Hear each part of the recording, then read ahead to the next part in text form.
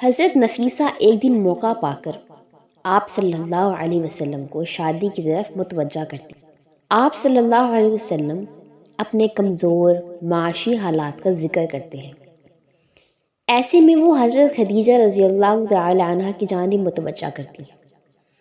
بات یہاں سے شروع ہو کر حضرت خدیجہ رضی اللہ تعالی عنہ کی حیات مبارکہ پر مبنی سلسلے کا یہ تیسرا حصہ ہے۔ اگر آپ نے ابھی تک پہلے حصے نہیں دیکھے تو ان کا لنک ڈسکرپشن میں موجود ہے، آپ وہاں سے دیکھ سکتے ہیں۔ مزید چینل کو سبسکرائب کر دیجئے اور بیل آئیکن کو پریس کر دیجئے تاکہ اس خوبصورت سلسلے کا کوئی بھی حصہ آپ سے مس نہ ہو۔ شکریہ۔ اللہم صلی علی محمد وعلی آل محمد کما صلیت علی ابراہیم وعلی آل ابراہیم انک حمید مجید۔ اللہم بارک علی محمد وعلی آل محمد کما بارکت علی ابراہیم وعلی آل ابراہیم انک حمید مجید۔ دمشق سے واپسی کو 2 ماہ ہو چکے تھے۔ حضرت خدیجہ رضی اللہ عنہ کو آپ صلی اللہ علیہ وسلم کی ذات میں بس نفع ہی نفع نظر آ رہا تھا۔ وہ مکہ کی کامیاب اور امیر ترین خاتون تھیں۔ اچھا گھر، اچھی زندگی، بچے، سب کچھ انہیں حاصل تھا، مگر انہیں اپنے غلام میسرہ اور استاد ورقہ بن نوفل سے جو کچھ سننے کو ملا اور جو روشن خواب وہ دیکھتی رہی تھیں، جب وہ ان سب باتوں کو آپس میں جوڑ کر دیکھتی تھیں تو ان سارے نقطوں سے ایک ہی تصویر بنتی نظر آتی تھی، اور وہ تصویر خوبصورت خوب سیرت محمد صلی اللہ علیہ وآلہ وسلم کی تھی۔ یہ تصویر جو پہلے ان کی نظر میں کچھ دھندلی تھی اب واضح ہو چکی تھی۔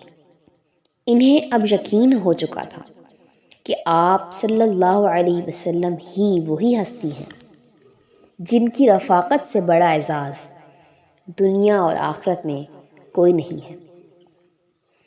ایسے میں انہوں نے اپنے دل کی بات اپنی پیاری سہیلی نفیسہ سے کر ڈالی۔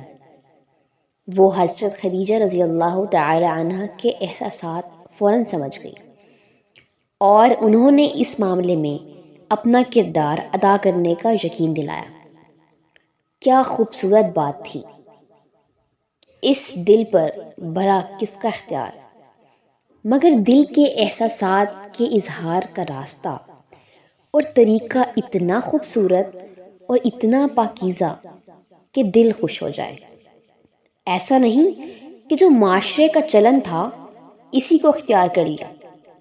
دل کی بات کرنے کا انداز اتنا عمدہ، پاکیزہ اور درست تھا کہ رہتی دنیا کے لیے مثال بن گیا۔ اور یہی نہیں بلکہ یہ بات بھی کہ ارد گرد موجود نفیسہ جیسی مخلص اور محبت کرنے والی سہیلی فوراً معاملات کو ٹھیک طریقے سے حل کی طرف بڑھانے کے لیے تیار ہو گئی۔ سبحان اللہ! قابل اعتماد سہیلی مناسب وقت کی تلاش میں تھی۔ حضرت نفیسہ ایک دن موقع پا کر آپ صلی اللہ علیہ وسلم کو شادی کی طرف متوجہ کرتی۔ آپ صلی اللہ علیہ وسلم اپنے کمزور معاشی حالات کا ذکر کرتے ہیں۔ ایسے میں وہ حضرت خدیجہ رضی اللہ تعالی عنہ کی جانب متوجہ کرتی ہیں۔ بات یہاں سے شروع ہو کر بڑوں اور بزرگوں کی طرف جاتی ہے۔ حضور صلی اللہ علیہ وسلم اور خدیجہ رضی اللہ تعالی عنہ دونوں ہی یتیم ہیں، اس لیے دونوں طرف سے ان کے چچا یعنی حضرت محمد صلی اللہ علیہ وسلم کی طرف سے حضرت ابو طالب اور حضرت خدیجہ رضی اللہ تعالی عنہ کی طرف سے عمر بن سعد شادی کی بات چیت آگے بڑھاتے ہیں، اور بالآخر خوشیوں کا وہ لمحہ آن پہنچتا ہے۔ دور دور تک دعوتیں دی جاتی ہیں، حتیٰ کہ دائی حلیمہ رضی اللہ تعالی عنہ بھی شادی میں شرکت کرتی ہیں، اور اس شادی سے بے حد خوش حضرت خدیجہ رضی اللہ تعالی عنہ سے 40 بھیڑوں کے ریوڑ کا تحفہ پاتی ہیں۔ شادی کی تقریب کا اہتمام ہوا، اونٹ اور بھیڑیں ذبح کی گئی، خوشیاں منائی گئیں، اور خدیجہ رضی اللہ تعالی عنہا رخصت ہو کر آپ صلی اللہ علیہ وسلم کے گھر یعنی حضرت ابو طالب کے گھر آ جاتی ہیں۔ 25 سال کے محمد صلی اللہ علیہ وسلم اور 40 سال کی حضرت خدیجہ رضی اللہ تعالی عنہا باہمی محبت اور خلوص کے ایک ایسے سفر کا آغاز کرتے ہیں جس نے اب کبھی ختم نہیں ہونا۔ دنیا کے بعد رب کی جنتوں میں بھی جاری رہنا ہے اور ایک دوسرے کی رفاقت سے خوشیاں پانی ہیں۔ اگرچہ عمروں میں بڑا واضح فرق ہے، لیکن حضرت خدیجہ رضی اللہ تعالی عنہا نے آپ صلی اللہ علیہ وسلم کو کبھی ذہنی، نفسیاتی اور جذباتی سطح پر یہ فرق محسوس نہیں ہونے دیا۔ چند دنوں بعد حضرت محمد صلی اللہ علیہ وسلم حضرت خدیجہ رضی اللہ تعالی عنہا کے گھر منتقل ہو جاتے ہیں۔ اس موقع پر وہ اپنا سب کچھ آپ صلی اللہ علیہ وسلم کی خدمت میں پیش کر دیتی ہیں اور اپنے آپ کو آپ صلی اللہ علیہ وسلم کی خدمت کے لیے وقف کر لیتی ہیں۔ انہیں محبت کرنے والی بیویوں کی طرح آپ صلی اللہ علیہ وسلم کے سارے کام اپنے ہاتھ سے کرنا اچھا لگتا ہے۔ وہ ان کی ساری ضرورتوں کا خیال خود رکھتی ہیں، اپنے عزیز از جہاں شوہر کی چھوٹی سے چھوٹی ضرورت کو بھی نظر انداز نہیں ہونے دیتی۔ انہیں آپ صلی اللہ علیہ وسلم کو معمولی سی تکلیف پہنچنا بھی گوارا نہ تھا۔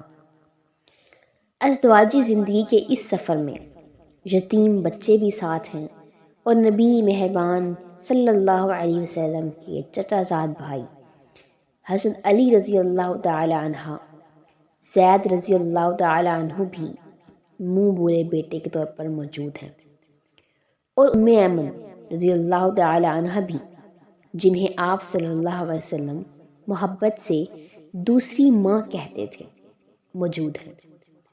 وقت گزرتا ہے، اسی کاشانہ نبوت میں قاسم، عبداللہ، ام کلثوم، رقیہ، زینب اور فاطمہ رضی اللہ تعالی عنہ بھی آنکھ کھولتے ہیں، اور یوں یہ گھرانہ مکمل ہوتا چلا جاتا ہے۔ پاکیزہ شوہر اور بیوی کتنی اچھی زندگی گزار رہے تھے۔ ذرا ابو طالب کے غلام کی زبانی سنیے۔ شادی کے بعد شفیق چچا ابو طالب ایک دن اسے بھیجتے ہیں کہ ذرا دیکھ کر آؤ میرے پیارے محمد صلی اللہ علیہ وسلم کے ساتھ وہاں کیا سلوک ہو رہا ہے۔ واپسی پر وہ ایسے خوبصورت لفظوں سے منظر کشی کرتے ہیں کہ ابو طالب کا دل خوشی سے بھر جاتا ہے۔ انہیں اپنے بھتیجے کی قسمت پر رشک آنے لگتا ہے۔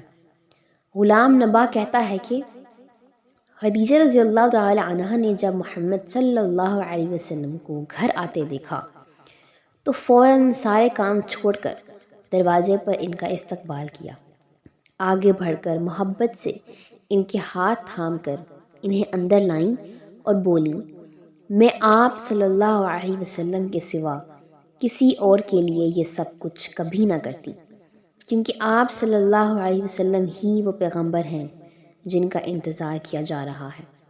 آپ صلی اللہ علیہ وسلم جب اس مقام تک پہنچ جائیں تو مجھے اپنے دل سے بھلا نہ دیجیے گا اور میرے لیے اللہ سے دعا کیجیے گا۔ حضرت خدیجہ رضی اللہ تعالی عنہ کی محبت اور عقیدت میں ڈوبے الفاظ سن کر نبی مہربان صلی اللہ علیہ وسلم فرماتے ہیں، خدا کی قسم اگر میں ہی وہی شخص ہوں تو میں آپ سے وعدہ کرتا ہوں کہ کبھی آپ کو نہ بھلاؤں گا۔ آپ نے میری خاطر بہت قربانیاں دی ہیں۔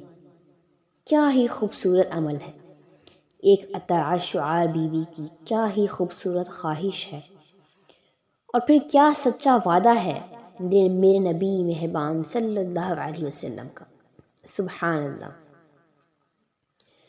حضرت خدیجہ رضی اللہ تعالی عنہ کی بیٹیوں کے لیے کتنا پیارا سبق ہے کہ گھر میں داخل ہونے والے شوہر کا استقبال کیسے کرنا ہے، کیسے اچھے جملوں سے اس کی توجہ حاصل کرنی ہے، اور کس طرح ہر موقع کو چھوٹی چھوٹی خوشیوں اور تعلق کی مضبوطی کا ذریعہ بنا لینا ہے۔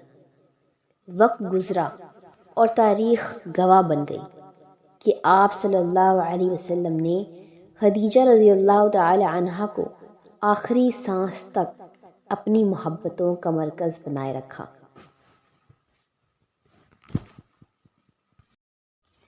اس حصے میں اتنا ہی۔ اس سلسلے کے اگلے حصے کو دیکھنے کے لیے چینل کو سبسکرائب کر لیجئے اور بیل آئیکن کو بھی پریس کر دیجئے تاکہ اس سلسلے کا ہر حصہ آپ تک بروقت پہنچ سکے۔